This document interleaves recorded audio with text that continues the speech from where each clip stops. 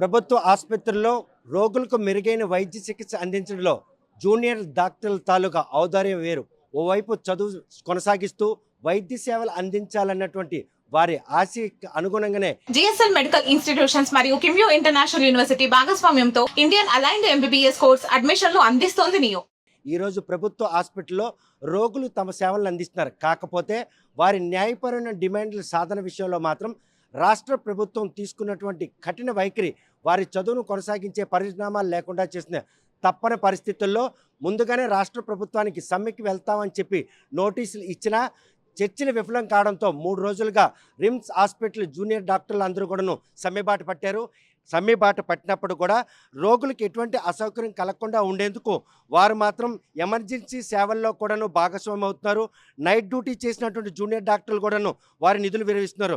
అంటే రోగులకి ఎటువంటి అసౌకర్యం కలగకుండా వైద్య వృత్తి చేపట్టాలన్నటువంటి వారి ఔదార్యం ఈ సమ్మెలో తమ సమస్యలే తప్ప వారికి ఆటంకం కలగకుండా ఉండాలన్నటువంటి వారి ఔదార్యం మాత్రం వైద్యో నారాయణో హరే అనే పదానికి మాత్రం అద్దం పడుతుందని చెప్పుకోవచ్చు.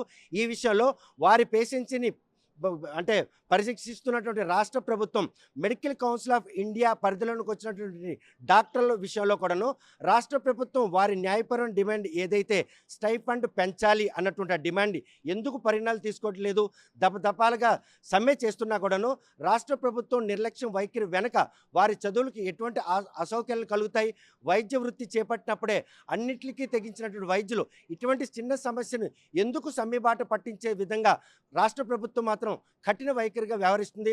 వారు చేపడుతున్న ఈ సమ్మె బాటలో వారికి న్యాయం జరుగుతుందా, రాష్ట్ర ప్రభుత్వం యూటర్న్ తీసుకొని వారి న్యాయపరమైన డిమాండ్లు పరిరక్షణకు ఈ సమ్మె దోహదపడుతుందా లేదనే విషయం సమ్మె చేపడుతున్నటువంటి జూనియర్ డాక్టర్లు అడిగి తెలుసుకుందాం. చూస్తే కనుక లాస్ట్ టైం కూడాను మీరు సమ్మె బాట పట్టారు, ఇప్పుడు సమ్మె బాట పట్టారు. 3 రోజులుగా అవస్థ ఉంది. 2 పర్యాయాలు రాష్ట్ర ప్రభుత్వం చర్చలు పిలిచినప్పుడు కూడాను చర్చలు విఫలం కావడంతోనే తప్పని పరిస్థితుల్లో ఈరోజు సమ్మె బాట పట్టారు. 3 రోజులు అయినా ఎవరి నుంచైనా కూడాను సమ్మె విరమించండి అని లేకపోతే మీ సమస్యలు పరిష్కరించి ఎవరైనా వచ్చారా? నేను ఏపీ జూడా జీఎంసీ శ్రీకాకుళం నుంచి మాట్లాడుతున్నాను. చర్చలు అయితే జరిగాయండి గవర్నమెంట్తో, కానీ ఆ చర్చల్లో మాకు ఫేవరబుల్గా లేదా మేము అడిగిన డిమాండ్స్కి కనీసం దగ్గరలో కూడా ఏ ఒక్క రెస్పాన్స్ రాలేదండి. సో అందుకని చెప్పి మేము స్టేట్ జూడా ప్యానల్ చెప్పినట్టుగానే వాళ్ళ ఆధ్వర్యంలోనే మేము సమ్మె కంటిన్యూ చేస్తున్నాం. ఇది ఎంతవరకు కంటిన్యూ అవుతుంది అనేది మేము ఇప్పుడు చెప్పలేము. ఎందుకంటే ఎప్పుడైతే మాకు ప్రభుత్వం నుంచి మేము కోరుకుంటున్నవి మాకు ఆ రెస్పాన్స్ అఫీషియల్గా వస్తుందో అప్పుడు మేము విరమిస్తాం. అప్పటి వరకు అయితే మా సమ్మెను మేము కంటిన్యూ చేస్తూనే ఉంటాం. ఇది ఎలా కంటిన్యూ చేస్తామన్నది స్టేట్ ప్యానల్ యొక్క డెసిషన్ మీద ఆధారపడి ఉంటుంది. అవసరమైతే ఇంతకంటే ఇంకొంచెం ఉధృతంగా మారుస్తాం. ఈ మార్చే క్రమంలో రోగులకు ఎటువంటి అసౌకర్యం కలగకుండా ఉండేందుకు ఈ 3 రోజుల ప్రక్రియలో మీ ఔదార్యాన్ని అయితే చాటుకున్నారు. రాష్ట్ర ఎవరైతే మీ ప్యానల్ ఇచ్చిన పిలుపు మేరకే సమ్మె కొనసాగుతుంది. ఈ సమ్మె కొనసాగిన నేపథ్యంలో మీ న్యాయపరమైన డిమాండ్లు ఏంటి, ఆ డిమాండ్ల సాధనలో రాష్ట్ర ప్రభుత్వం ఎందుకు మెత్తగా వహిస్తుంది? మా డిమాండ్లు అయితే 3 రోజులుగా చెప్తున్నట్టుగా అదేనండి. మొదటిది స్టైపెండ్ హైక్స్ గురించి అండి. అది కూడా మేము కొత్తగా ఇప్పుడేం అడగట్లేదు. అది గత 10-15 ఏళ్ళుగా ఏదైతే జియో బేస్ చేసుకొని ప్రతి 2 సంవత్సరాలకు ఒకసారి ఇవ్వాలని అడుగుతున్నామో అదే ఇప్పుడు కూడా అడుగుతున్నాం. అది ఎప్పుడు కూడా మేము స్ట్రైక్ చేస్తేనే వాళ్ళు మాకు హైక్ చేస్తున్నారు తప్ప మేము అడగకుండా వాళ్ళు ఎప్పుడు ఆ జియోని కంటిన్యూస్గా వాళ్ళు ఫాలో అవ్వట్లేదు. నిజానికి 2020లో వచ్చింది హైక్, 2024లో వచ్చింది, మధ్యలో ఒకసారి స్కిప్ అయింది. సో అది కూడా కాదు. ఇప్పుడు మళ్ళీ 2026లో జనవరి 1 నుంచి మళ్ళీ మనకి రావాల్సి ఉండింది. గత 8 నెలలుగా మేము చాలాసార్లు ఏపీ జూడా ప్యానల్ తరఫున రిప్రజెంటేషన్ ఇచ్చాము. అయినా కూడా ఆ రిప్రజెంటేషన్కి అఫీషియల్గా ఏ రెస్పాన్స్ రాలేదు. సో అందుకు ఇప్పుడు స్ట్రైక్ స్టార్ట్ చేశారు. స్ట్రైక్ 3 రోజులుగా కంటిన్యూ అవుతుంది. చూస్తే కనుక స్టైఫండ్ కోసం చేస్తున్నటువంటి వారి సమ్మె ప్రయత్నం మాత్రం ఈరోజు ఎటువంటి పిలుపు కూడా రానటువంటి పరిణామం. ప్రస్తుతం ప్రభుత్వాలు మారిన ప్రతిసారి కూడాను జూడాల విషయంలో స్టైఫండ్ హైక్ చేయడంలో మాత్రం తత్సారం వారిని సమ్మెబాట పట్టించేందుకు దోహదపడేలా చేస్తుందని చెప్పి వారు మాత్రం ఆవేదన వ్యక్తం చేస్తున్నారు. చూస్తే కనుక ఈ 3 రోజులు సమ్మెగా వస్తున్న నేపథ్యంలో రాష్ట్ర ప్రభుత్వం దిగొస్తుందా, మీరు అనుకున్నట్టు న్యాయపరమైన డిమాండ్లు నెరవేరుతాయని భావిస్తున్నారా? అందరికీ నమస్కారం అండి. నేను యాప్ జూడా జీఎంసీ శ్రీకాకుళం తరఫున మాట్లాడుతున్నాను. అది మేము ఇట్లా రాష్ట్ర ప్రభుత్వానికి మేము చెప్పామండి. 2 సార్లు ఆల్రెడీ చర్చలు అయినాయి. కానీ అయినా కూడా మా హైక్ ఏంటంటే 2024లో జియో అనేది 15% హైక్ అనమాట. కానీ వాళ్ళు చెప్పడం ప్రకారం అయితే 3% హైకే ఇస్తామని చెప్తున్నారు అనమాట. సో 3% హైకే ఇస్తున్నారు కాబట్టి మేము గత 3 డేస్ నుంచి ఈ స్ట్రైక్ అనేది స్టార్ట్ చేశాము. తను చెప్పినట్టుగానే స్ట్రైక్ స్టార్ట్ చేసాం, కానీ ఎమర్జెన్సీస్, లేబర్ రూమ్, ఇంకా ఐసీయూస్ ఇవన్నీ ఏం పనులు ఆగలేదు. మార్నింగ్ 9 నుంచి 24 అవర్స్ రన్ అవుతూనే ఉన్నాయి. సో చూస్తున్నామండి ఈ సాటర్డే ఈ 15th వరకు వాళ్ళు ఏమైనా రెస్పాన్స్ వస్తుంటే కనుక మేము స్ట్రైక్ ఆపేస్తాం. ఒకవేళ 15th వరకు వాళ్ళ రెస్పాన్స్ ఏమి లేకపోతే మళ్ళీ మండే నుంచి emergencies, ICU service, labour room service ఇవి కూడా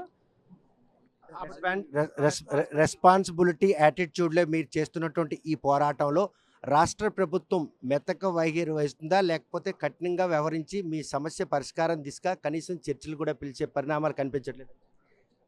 చర్చలు అయితే జరుగుతున్నాయండి. మమ్మల్ని పిలిచేసి వాళ్ళైతే చర్చలు అయితే చేస్తున్నారు. ఇంకా ఫర్దర్గా వాళ్ళు నోటీసులు అయితే ఇంకా రాలేదు. చూస్తే కనుక ఈ మీరు చేస్తున్నటువంటి న్యాయపరమైన సమస్యలో రాష్ట్రంలో ప్రభుత్వాలు మారిన ప్రతిసారి కూడా మీకు ఈ ఆటంకం ఎదురవుతుందంటే? ప్రతిసారి ప్రభుత్వంతో సంబంధం లేదండి. స్ట్రైక్ అనేది మామూలుగా స్టైఫండ్ హైక్ అవ్వట్లేదనే జరుగుతుంది తప్ప ప్రభుత్వం మారడం దాంతో లింక్ లేదు. మామూలుగా అయితే ఎవ్రీ 2 years జరగాల్సింది స్కిప్ అవ్వడం వల్ల మేము అడుగుతున్నాం అన్నమాట. ఇప్పుడు 2 years అయిపోయింది, ఇంకా హైక్ రాలేదు. లాస్ట్ టైం కూడా 4 years తర్వాత ఇచ్చారు. సో ఇలాగా ఇర్రెగ్యులర్గా జరగడం వల్ల అడుగుతున్నాం తప్ప ప్రభుత్వం మారడం దానికి దీనికి లింక్ లేదు. అంటే ఉన్నత చదువుతున్న మీ బోటోలకి ఇటువంటి సమస్య వస్తే ఇంకా మా కామన్ ఎడ్యుకేషన్ పర్సన్స్కి ఎలాంటి సమస్యలు ఫేస్ చేస్తున్నారు? ఒక ఇంటర్మీడియట్ కానీ డిగ్రీ స్థాయిలో కానీ ఎంబీబీఎస్ అంటేనే ఒక ఉన్నత చదువులు చదువుకున్నటువంటి విద్యార్థులు మీకే ఇటువంటి నిర్లక్ష్యం అంటే వారి పట్ల కూడా రాష్ట్ర ప్రభుత్వాలు అటువంటి వైఖరితోనే పోతున్నాయి అనుకోవచ్చా? అది మాకు ఇంకా తెలియదండి. మా వరకు అయితే మేము ఆలోచిస్తున్నాము. మా వరకు వచ్చేసరికి మాత్రం ఇర్రెగ్యులర్గానే ఉంది.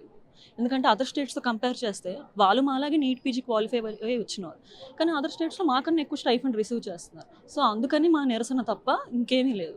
గవర్నమెంట్ ఇర్రెగ్యులారిటీ వెనక మీలోని ఐక్యత లోపం అనుకోవచ్చులే, మీరు చేసిన డిమాండ్లు ఏమైనా వారికి ఆర్థికంగా ఇబ్బంది కలిగిస్తున్న ఉద్దేశంతో హైప్ చేయట్లేదు అనుకో.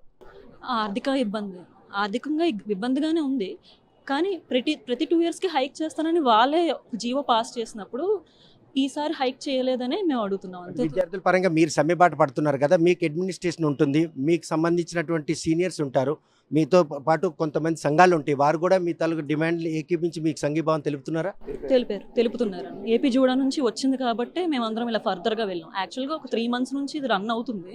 వాళ్ళ నుండి ఏ రెస్పాన్స్ అంతగా రాకపోవడం వల్ల మేము ఇలా స్ట్రైక్ దిగాం తప్ప ఇంకేం లేదు. 2 ఏళ్ళకోసారి పెంచాల్సిన స్టైఫండ్ పెంచకపోవడంతో 8 నెలలుగా జరుగుతున్నటువంటి ఈ తత్సరం 3 రోజులు సమ్మెబాటు పట్టారు. అయినప్పటికి కూడా రాష్ట్ర ప్రభుత్వంలో కించంత చలనం కూడా లేదు.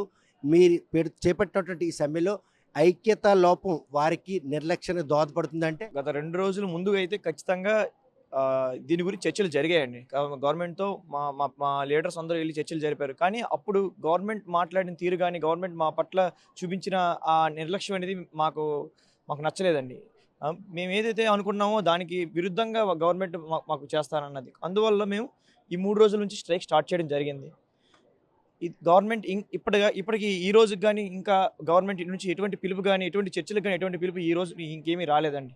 సో ఇక రాబోయే రోజుల్లో కూడా ఇలానే ఉంటే మేము స్ట్రైక్ని ఇంకా ఉద్రిక్తం చేసి ఇంకా ఇంటెన్సిటీ పెంచుతామండి. ఎమర్జెన్సీ సర్వీసెస్ మీద కూడా దీని ఎఫెక్ట్ ఉండబోతుందని మేము తెలియజేస్తాం. మెతక వైఖరి ఈ రోజు వాళ్ళ తాలూకు నిర్లక్ష్యానికి దోహదపడే విధంగా ఉంది. ఎందుకంటే ఎమర్జెన్సీ సర్వీస్కి ఎక్కడ కూడా ఆటంకం కల్పించట్లేదు, మీరు కూడా అందులో భాగస్వామి అవుతున్నారు. ఇవన్నీ కూడా యాజ్ యూజువల్గా సాగిపోతున్నాయి కార్యకలాపాలు కాబట్టి వారి సమ్మె పెద్ద క్రైటీరియా తీసుకోవట్లేదని రాష్ట్ర ప్రభుత్వం అనుకుంటే? అందుకేనండి ఇప్పుడు దాకా మేము ఏంటంటే ఇక్కడ ఎంతమంది మేము స్ట్రైక్ చేస్తున్నామో మా ఫ్రెండ్స్ అంతేమంది లోపల ఉండి emergencies LR and ICU service అన్ని సమర్థవంతంగా వారు చేస్తున్నారండి. మా బదులు వాళ్ళు పనిచేస్తూ పేషెంట్స్కి ఎటువంటి ఇబ్బంది రాకుండా ఎటువంటి ఆటంకం రాకుండా వాళ్ళ ట్రీట్మెంట్లో ఎటువంటి లోపాలు లేకుండా అంతా సరిగ్గా జరిగేలా. ఎందుకంటే మా ఉద్దేశం పేషెంట్ని ఇబ్బంది పెడదామని పేషెంట్ని ట్రీట్మెంట్ ఇవ్వకూడదని ఇదంతా కాదండి. మాకు రావాల్సింది మాకు కావాలని, అది మాత్రమే మా ఉద్దేశం. అందువలన మేము చాలా శాంతియుతంగా ఇప్పటిదాకా ఎవరికి నొప్పించకుండా ఏ పేషెంట్కి వచ్చిన హాస్పిటల్కి వచ్చిన ఏ పేషెంట్కి నొప్పించకుండా ఇప్పటిదాకా మేము స్ట్రైక్ చేస్తున్నాం. కానీ గవర్నమెంట్ ఇంకా ఈ కొన్ని రోజుల్లో కూడా మరో 2 రోజుల్లో కూడాను ఇంకా రెస్పాన్స్ రాకపోతే గవర్నమెంట్ నుంచి మాకు ఎటువంటి స్పందన రాకపోతే మేము ఈ స్ట్రైక్ని ఇంకా ఉద్రిక్తం చేస్తాము. మేము చేసే నెక్స్ట్ స్టెప్ అనేది ఎమర్జెన్సీ అండ్ ఐసీయూ సర్వీసెస్ పైన ఎఫెక్ట్ ఉంటుంది అంతే అండి. కానీ ఉంటుంది అని మీరు అంటున్నారు, కానీ వాళ్ళు మాత్రం దాని క్రైటీరియా తీసుకోవట్లేదన్నటువంటి పరిణామం కనిపిస్తుంది. ఈ పరిణామాలు అది కాలం కొద్ది అదే తెలుస్తుందండి. ఇది ఏదైనా మేము మా ఒక్క కాలేజ్ తరపున కాదు, మేము స్టేట్ ప్యానల్ తరపున అన్ని కాలేజీలు కలిసి ఒక నిర్ణయం తీసుకున్నామంటే ఆ నిర్ణయం ఖచ్చితంగా కట్టుబడి ఉంటామండి మేము ఈ కాలేజ్ కూడాను. సో మేము ప్రతిరోజు అన్ని కాలేజీలతో మాట్లాడుతున్నాం, అన్ని చర్చలు జరుపుతున్నాం. ఖచ్చితంగా దీని మీద గవర్నమెంట్ రెస్పాండ్ అవ్వకపోతే తగిన చర్యలు తీసుకోవడం జరుగుతుందండి. రాష్ట్రంలో జూనియర్ డాక్టర్లు చేపట్టినటువంటి సమ్మెలో వారు చేస్తున్నటువంటి ఏదైతే సమ్మె ఉందో కేవలం స్టైఫండ్ ఇంప్లిమెంటేషన్ 2 ఏళ్ళకి ఒకసారి జరగాలి. కానీ 8 నెలలు కావస్తా ఉన్నా కూడాను ఇప్పటికీ ఆ 15% ఇంప్లిమెంట్ జరగకపోవడంతో దఫాలుగా చర్చలు నిర్వహించిన చర్చల్లో కూడా పొంతన లేని సమాధానాలు చెప్పడం, ఈ పరిణామాలన్నీ తమని సమ్మెబాటు పట్టించాయి. ప్రస్తుతం 3 రోజులు కావస్తున్నా రోగులకు ఎటువంటి అసౌకర్యం కలగకుండా ఉండే విధంగా తమ ఎమర్జెన్సీ సేవలు అందిస్తున్నాం. కానీ ఈ సేవలు అందించే దాన్ని మాత్రం చేతగానితనంగా కనుక రాష్ట్ర ప్రభుత్వం తీసుకుంటే భవిష్యత్తులో మాత్రం తమ సమ్మె ఉధృతం చేస్తాం. మెడికల్ ఏదైతే వైద్య సేవలకు సంబంధించినటువంటి అన్నీ కూడా అడ్డుకట్టు వేసి తమ న్యాయపరమైన డిమాండ్ల సాధన కోసం అలుపెరగని పోరాటం చేస్తాం. ఈ సమ్మెతో రాష్ట్ర ప్రభుత్వం యూటర్న్ తీసుకొని వారి న్యాయపరమైన డిమాండ్లు నెరవేరుస్తుందా, లేకపోతే మొండి వైఖరికి పోయి ఆ రోగులకి ప్రాణాల మీదకి చెలగాటం ఆడే పరిణామాలు తెస్తుందా అన్న విషయం వేచి చూడాల్సిందే. రిమ్స్ హాస్పిటల్ నుండి వీడియో జర్నలిస్ట్ రామకృష్ణతో సత్యం, RTV శ్రీకాకుళం.